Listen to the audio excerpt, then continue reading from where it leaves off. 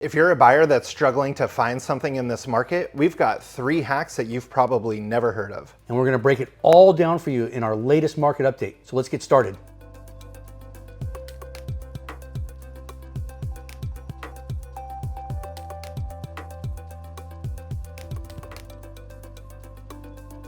All right, Jason, so these 3 topics we're talking about, the first one is big one, is the ADU income and financing. I mean, so what does this mean to either buyers and maybe somebody who wants to build an ADU? Yeah. So basically what happened was, before you could always use, like if you had a duplex, you're gonna buy a duplex, you're gonna live in half of it, you can use the other half as income to help qualify for that loan, right? Because they're all government-backed loans. The government knows, hey, you have this income, so that shouldn't count against like your debt to income ratio. So that's never really applied to ADUs, but now, especially over the last few years, ADUs have gotten really popular, especially in our area, right? And the government wants to encourage more ADU ownership or use because that creates more housing in our county. And so they made this program where they said, if you use a FHA-backed loan, then you can actually use a portion of the income from the ADU to qualify for that loan. So really what that means for buyers is that if they were limited to this amount before, well, now we bring in extra income. Maybe now they're qualified for a whole new range of homes that they weren't before, even though they're gonna then have a renter. But that's something that actually a lot of investors do. It's called house hacking, where they'll live in one portion of it and then they're using income from the other portion of it to pay down their mortgage for them. Yeah, and it's a big game changer, right? Everybody wants to have some passive income down the road. So this is a big one, and we have some other cool tools about this if you're interested in this, not only the lending side, but there's some cool prefab, pre-approved county programs to build these ADUs at a much easier pace than just starting from scratch. So that's a big one. So this is a good one.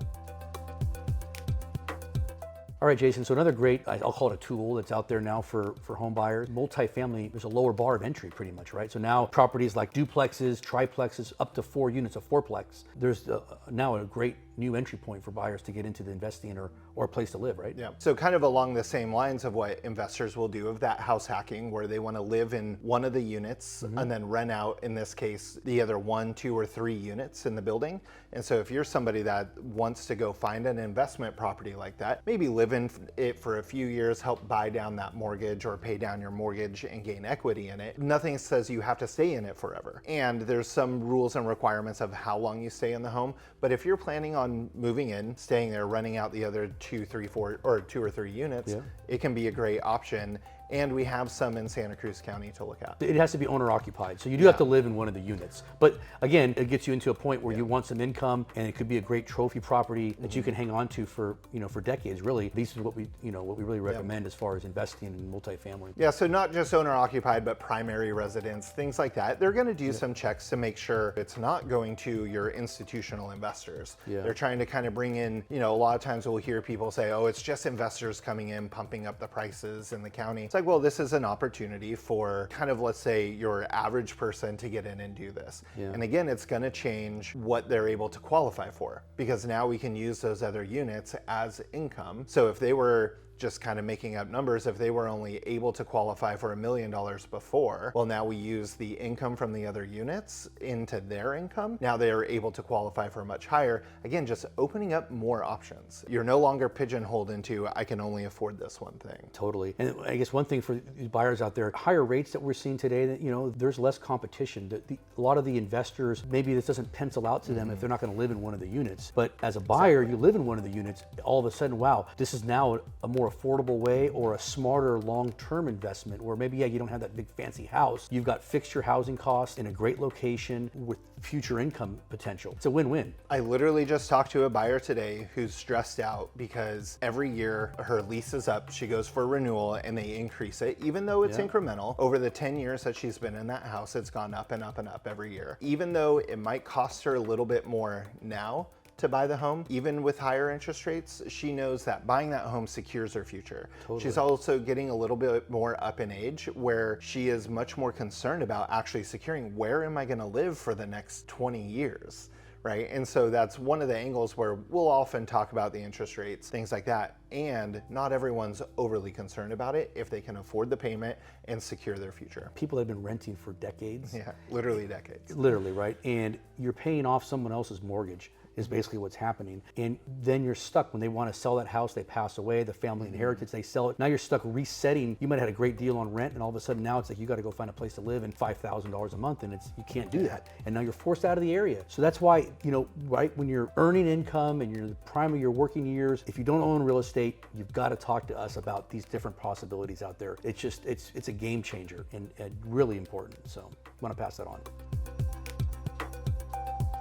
Another program that changed in October is actually called the FHA 203K program, where now they've opened up that option to help people that want to build ADUs. Exactly. So the 203K is kind of this renovation loan. It's been around for a while. We've used it in the past. If the property's got some major issues, you can't get a regular loan on it. This allows you to do construction on the house after you buy it, but the funds are placed into escrow that the contractor can draw from. So it's security. It allows the bank to fund the future value of that property once the repairs are done. The really cool thing they've done now is, let's say you bought a property and you want to put an ADU on it. That ADU costs $200,000 and you don't have the cash to pay the contractor for that. How do you make it work? Well, here comes this renovation loan from the Federal Housing Authority that is awesome. So now you can buy that property and say, okay, I've got all these plans pre-approved, a streamlined process, build that ADU. All that money can be part of your original loan when you acquire the property, and the money's put aside to build that ADU.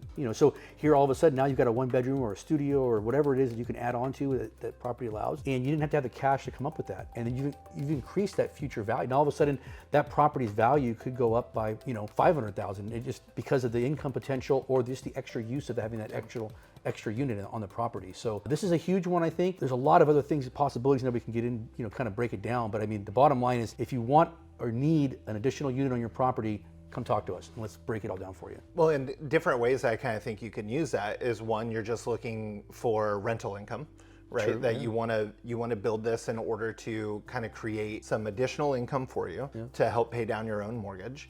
Or two, a big one that we're seeing lately is multi-generational families, right? Families that are saying, let's start pooling some resources, bring their kids or grandkids onto the property as well. And I think especially in Santa Cruz, since you might have, in some areas, there's some bigger lots, but smaller homes, right? Especially up in mountain areas, right? Where we can say, okay, well, let's go build you're limited to 1,200 square feet for county regulations on ADUs. So if we can put you into something that's, say, around 1,000 square feet, that's actually kind of a lot of room. So it opens up, again, all these programs are to make options. The more options we have for buyers, the better chance they have to buy something in this market. Totally, and in the urban sector too, with the SB9, they're allowing up to these 4 units on these small lots if they're in urban zones. So there's another opportunity there too. So again, another reason to reach out to us, you guys. We've got all these different tools available, and these things are not easy to find. So you're not going to hear about this in the news every day.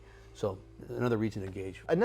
Actually, something I just thought about there too is to say that if you're buying this, a lot of people are putting most of their funds up in order to acquire the house in the first place. Yeah. And so you may not have the extra funds. Again, we had always used it as more like a renovation to say, oh, well, if I put all my money into the down payment, I don't have $30,000 to update the house. Well, this is kind of a similar thing to say, if you're putting all your money toward the down payment to acquire the house, you then may have to wait years to then try to build the ADU. Totally. Whereas now what this does is say, okay, well, we're gonna take the future value of the home with the ADU on it and what that income might look like or different things, and you're gonna qualify for that loan now, instead of now taking out a second loan later, which increases fees, different transfer taxes and things like that. Yeah, so. Again, check all this stuff out. We've got some great topics we broke down. The market's always evolving, and so, never be shy to find out more information. So make it a great day, guys. Reach out to us. We're easy to get a hold of. Take care.